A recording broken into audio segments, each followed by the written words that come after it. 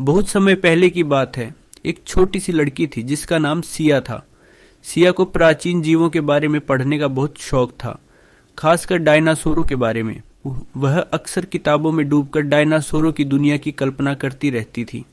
एक दिन जब वह अपनी किताबें पढ़ रही थी, अचानक उसके कमरे में एक अजीब सी चमक आई और उसकी आंखों के सामने एक विशाल डायनासोर प्रकट हो गया।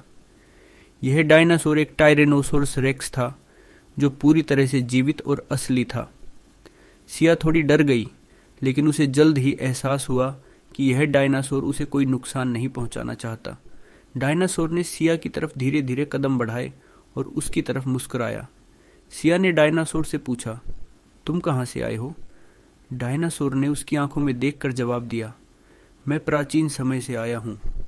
मैं तुम्हारे साथ एक अद्भुत यात्रा पर जाना चाहता हूँ। सिया ने खुशी खुशी हाँ कहा और दोनों एक साथ यात्रा पर निकल पड़े। वे समय के दरवाजे से होकर प्राचीन दुनिया में पहुंच गए। वहां उन्होंने अपने बड़े आकार के दोस्तों से मुलाकात की, ट्राइसेराटोप्स, ब्राचियोसोरस और स्पाइनोसोरस। सिया ने इन सभी डायनासोरों से दोस्ती की और उनके साथ जंगल में घूमी। लेकिन जल्द ही एक तूफान आया और सिया को अपने घर वापस लौटने का समय आ गया।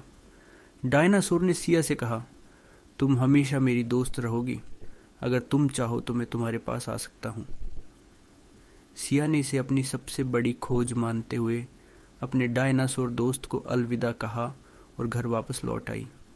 लेकिन उसके दिल में एक खास जगह हमेशा के लिए उस डायनासोर के लिए बनी रही और वह जानती थी कि एक दिन वह फिर से अपने दोस्त से मिलेगी। सिया ने डायनासोरों के बारे में और भी बहुत कुछ सीखा और अपनी किताबों में उन सभी की कहानियाँ लिखी, ताकि दुनिया को यह अद्भुत अनुभव पता चल सके।